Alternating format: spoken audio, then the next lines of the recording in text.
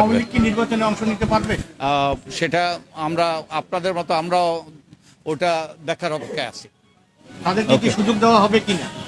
আমি তো কোনো বাধা দিচ্ছি না। ওই যে আমি এই যে কোন রকম বাধা তো তাদের জন্য সৃষ্টি করা হয়েছে বলে আমি তো দেখছি না। আওয়ামী লীগের ব্যাপার আমরা চাই যে একটা অন্তর্ভুক্তমূলক নির্বাচন। তো সব দলের অবশ্যই যারা নির্বাচনের জন্য তারা প্রস্তুত হয়ে নির্বাচনে অংশগ্রহণ করতে পারবে এবং কোনো রকম বাধা বিপত্তি তাদেরকে দেওয়া হবে না, বাধার জন্য বাধা সৃষ্টি করা হবে না, সেরকম আমরা একটা নির্বাচন চাই এবং আমি আশা করি যে সব দলেই এই নির্বাচনে অংশগ্রহণ করবে। আমি তো বলছি যে আমরা একটা অন্তর্ভুক্তিমূলক নির্বাচন চাই। সবাই যারাই নির্বাচন ওই যে অযোগ্য যদি না হয় তাহলে নির্বাচন করতে পারবে, সেই সুযোগ সবারই থাকা উচিত।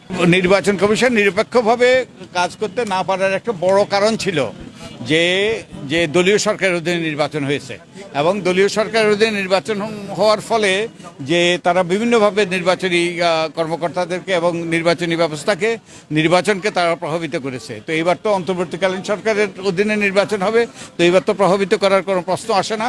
তো আমি আশা করি যে নির্বাচন কমিশন সঠিকভাবে দায়িত্ব পালন